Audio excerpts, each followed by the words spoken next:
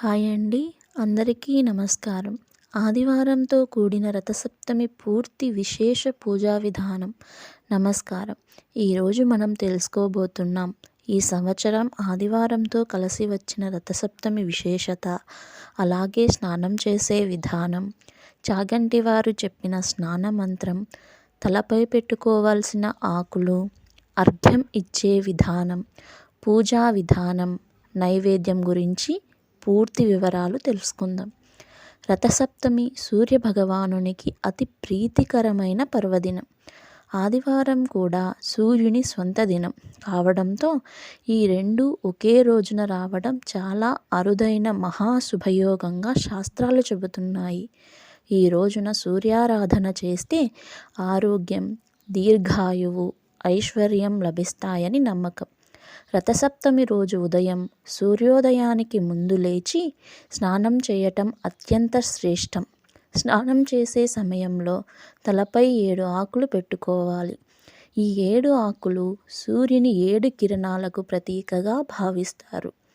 తలపై పెట్టుకోవాల్సిన ఆకులు మీ లభ్యత ప్రకారం రావి ఆకు, మర్రి ఆకు, జిల్లేడు ఆకు, తులసి ఆకు, అరటి ఆకు, మామిడి ఆకు లేదా మారేడు ఆకు.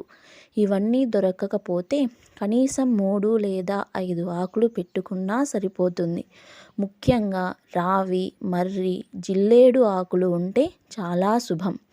స్నానం మొదలు పెట్టే సమయంలో చాగంటి కోటేశ్వరరావు గారు చెప్పిన స్నాన మంత్రం జపించాలి. యద్యజ్జన్మ కృతం పాపం మయా సప్తమ జన్మసు తన్మే రోగం చ శోకం చ మాకరీహం తు సప్తమి ఏతజ్జన్మ కృతం పాపం యచ్చజ్జన్మాంతరార్జితం మనోవాకాయజం యచ్చ జ్ఞాతాజ్ఞాతే చ ఏ పునః ఇతి సప్తవిధం పాపం స్నానామ్నే సప్తకే సప్తవ్యాధి సమాయుక్తం హరమాకారి సప్తమి. ఈ మంత్రం సరిగా రాకపోతే ఓం సూర్యాయ నమః లేదా ఆదిత్యాయ నమః అని 11 సార్లు జపించవచ్చు. స్నానం చేసిన తరువాత ఉదయించే సూర్యుడికి అర్ఘ్యం ఇవ్వాలి.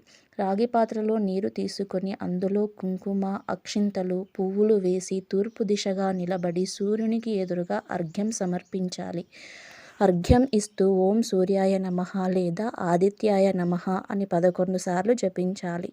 ఆదివారంతో కూడిన రథసప్తమి రోజున ఇచ్చే అర్ఘ్యం అనేక రెట్ల ఫలితాన్ని ఇస్తుందని పెద్దల విశ్వాసం. అర్ఘ్యం అనంతరం ఇంట్లో పూజ ప్రారంభించాలి. ఇంటిని శుభ్రం చేసి ఈశాన్య దిశలో సూర్యభగవానుని ఫోటో లేదా విగ్రహాన్ని ఉంచి దీపం వెలిగించి ముందుగా గణపతి ప్రార్థన చేయాలి. తరువాత సూర్యునికి పసుపు, కుంకుమ, అక్షితలు సమర్పించి ఎర్రకమల పువ్వులతో అర్చన చేయాలి. ఈరోజు కనీసం 3 లేదా 12 సార్లు సూర్య నమస్కారాలు చేయటం చాలా శుభకరం. పూజ అనంతరం సూర్యభగవానునికి నైవేద్యం సమర్పించాలి. రథసప్తమి రోజున ఉత్తమ నైవేద్యం చక్కెర పొంగలి లేదా తీపి పొంగలి లేదా పాయసం లేదా బెల్లం, నువ్వులు కూడా సమర్పించవచ్చు. చక్కెర పొంగలి తయారీ కోసం బియ్యం, పెసరపప్పు ఉడికించి అందులో పాలు, చక్కెర వేసి బాగా కలపాలి. యాలకుల పొడి వేసి నెయ్యిలో వేయించిన జీడిపప్పు, కిస్మిస్ కలపాలి. పొంగలి కొద్దిగా ద్రవంగా ఉండేలా చూసుకోవాలి. నైవేద్యాన్ని సూర్యభగవానుని ముందు ఉంచి ఓం సూర్యాయ నమః అని 11 సార్లు జపించాలి. 5 నిమిషాల తర్వాత ప్రసాదంగా స్వీకరించాలి. ఈ రోజున ఉల్లి, వెల్లుల్లి వాడకూడదు. పూజకు ముందు ప్రసాదం రుచి చూడకూడదు.